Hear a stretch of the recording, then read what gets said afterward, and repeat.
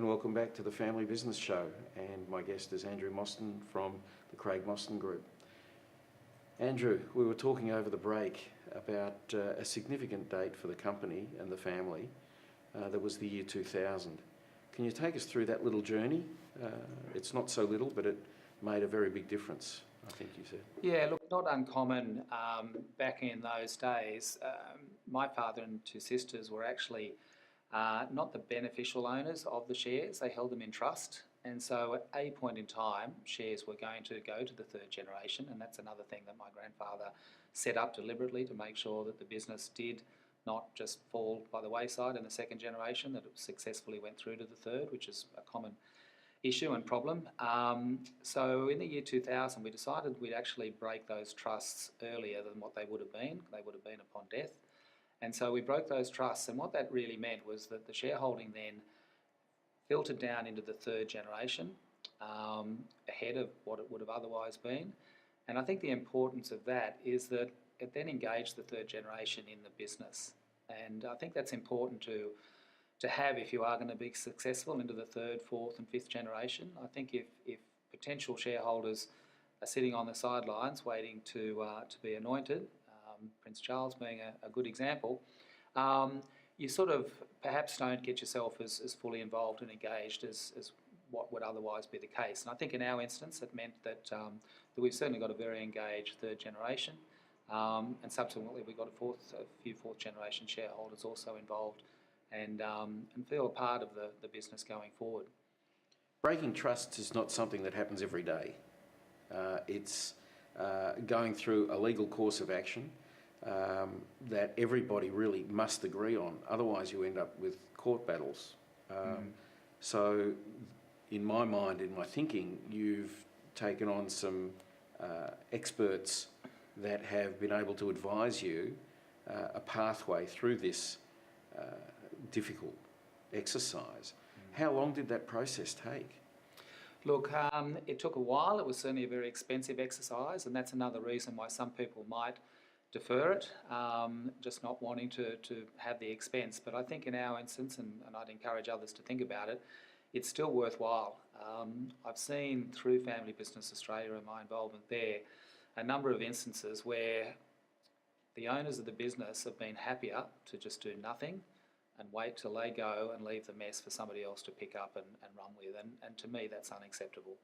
I think that if you want to see your business continue, then you've got to make some hard decisions when they need to be made, and look at the wealth transfer and how that might sort of be transacted. And I think in our instance it was a good thing to do, and it again gave that involvement of the family and didn't just leave them sitting on the side waiting and hoping, for something to happen in the future.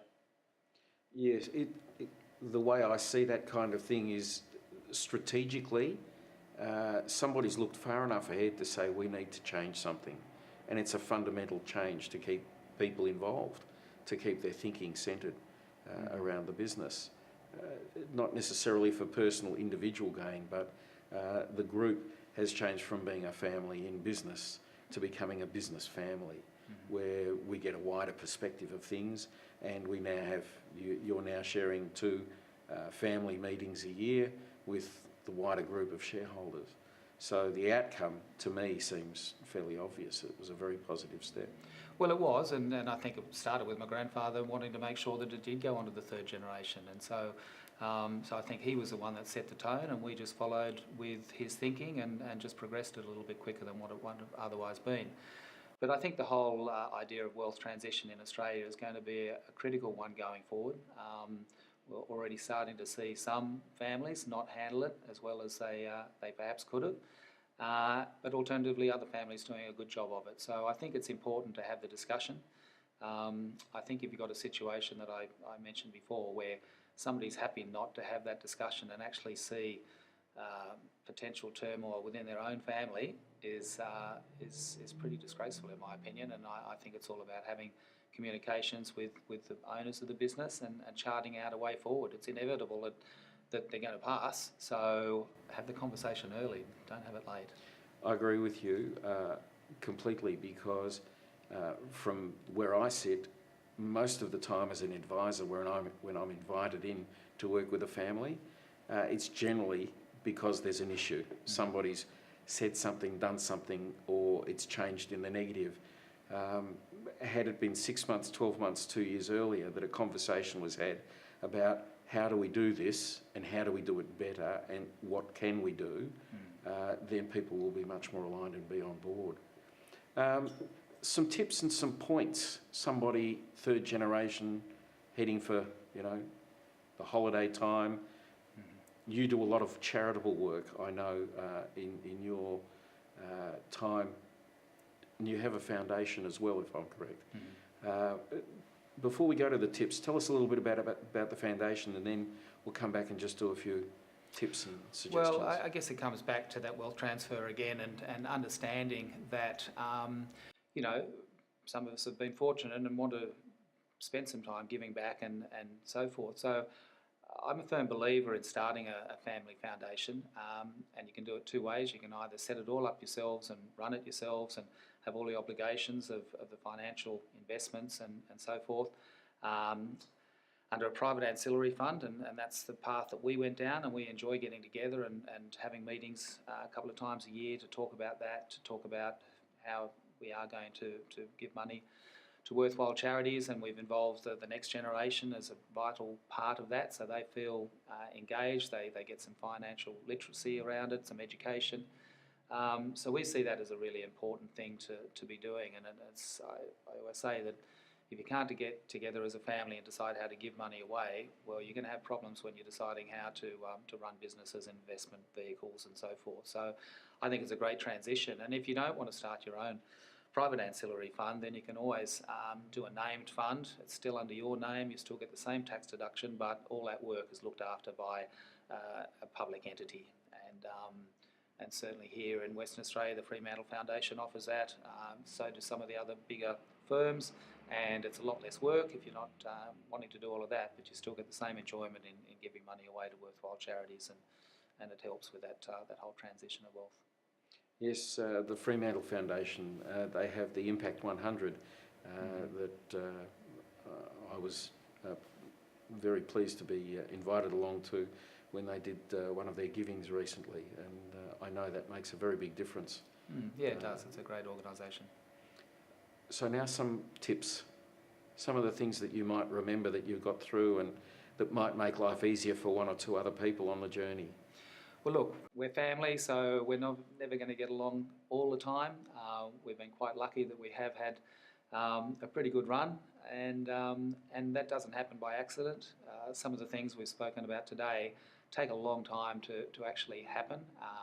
You can't ever think that you can just start a particular journey of either transition or succession or family wealth transfer or any of these things. They don't happen overnight. So I think the number one from me would be to have the conversations. Don't be afraid to start the conversations.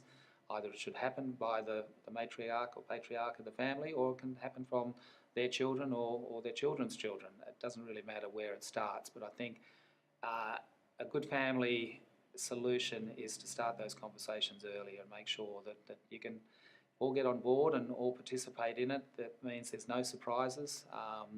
When people pass and wills get acknowledged, that's the scariest part from my point of view. If there's a surprise in there, then you haven't had those conversations ahead of time, and it's going to be some sad news there.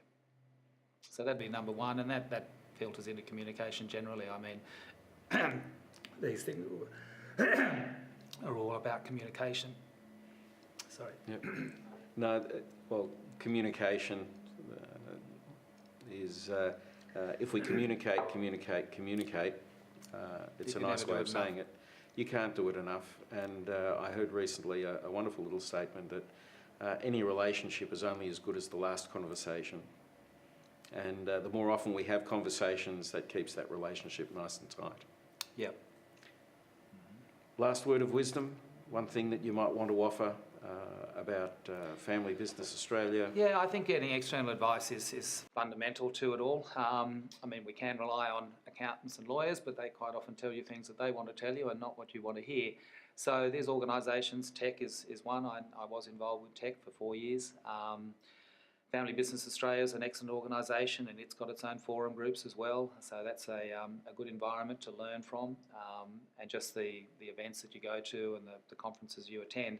You're with like-minded people, and you can talk about your journey, and you can learn from each other, and hopefully make the right decisions going forward. And I think most people are surprised to find that they're not the only people that are in the same situation as the person they're talking to, and all of a sudden there's a bit of a burden lifted, and they feel, well, I'm not the only one, or gosh, I'm actually in a much better position than what I thought looking at some of the other issues. So I think having those discussions with like-minded family business owners is a real worthwhile cause.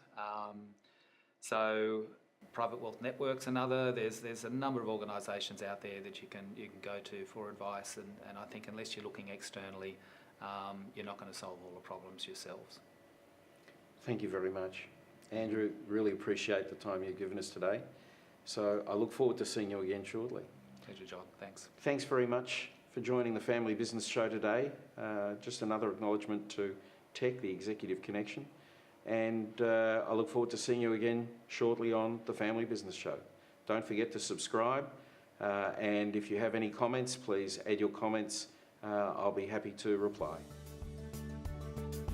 I just want to thank our sponsors for today, and today's sponsor is Tech, the Executive Connection.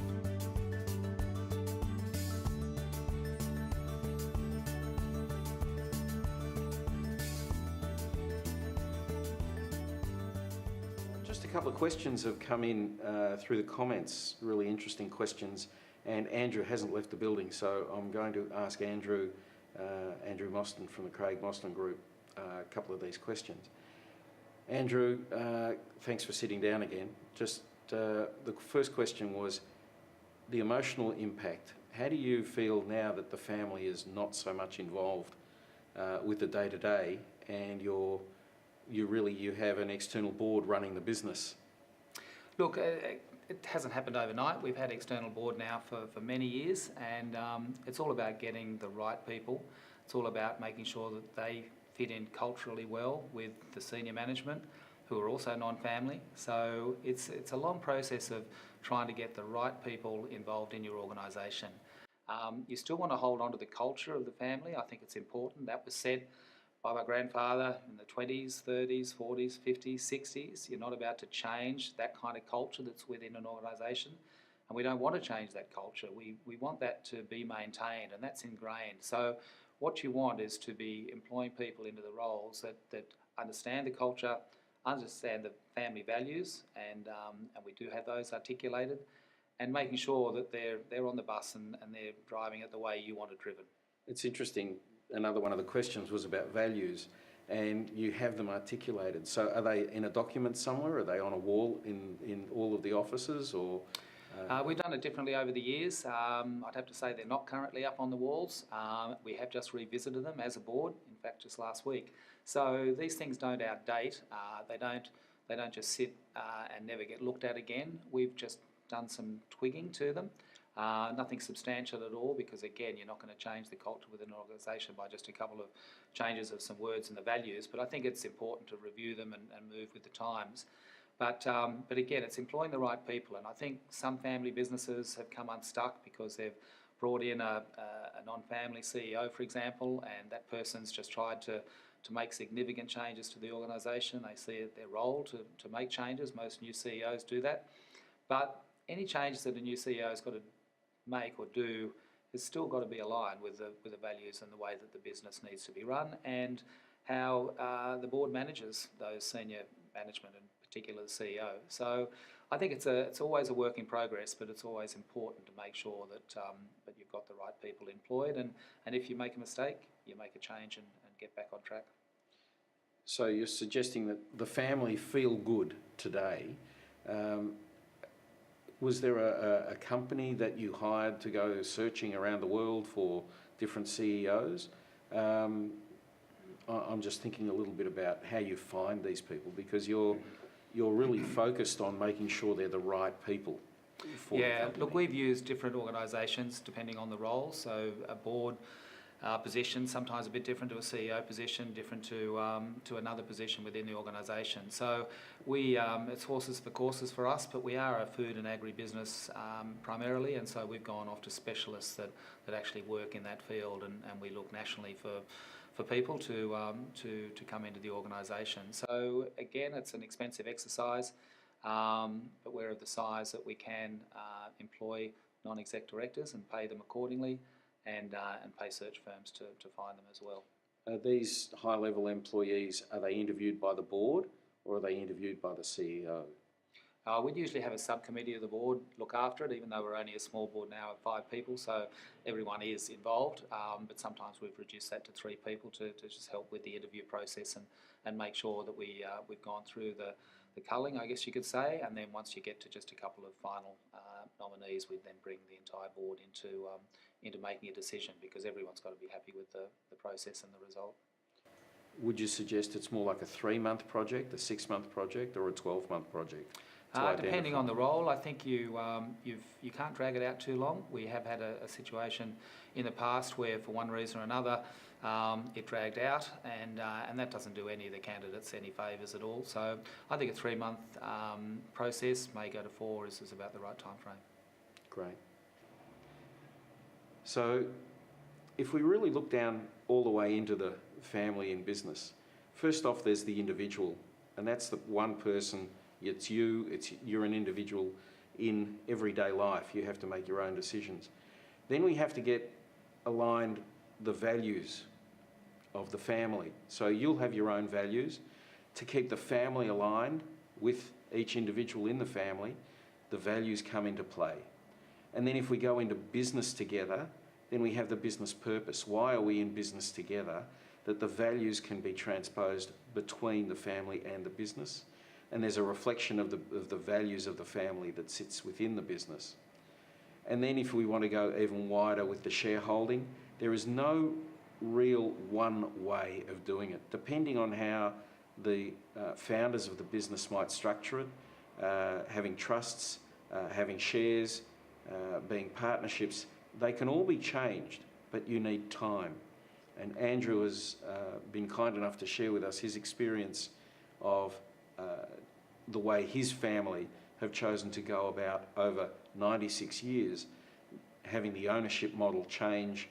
And I think it needs to be, personally, I think it needs to be reviewed every generational change at least, so that everybody has an opportunity to continue looking at their values as an individual, the values of their family, and the purpose of the business that they're in, so that they can keep focusing on long-term the future of the family and the business. So Andrew, thanks again very much for joining us. Pleasure, really John. great, appreciate it. I just want to thank our sponsors for today, and today's sponsor is Tech, the Executive Connection.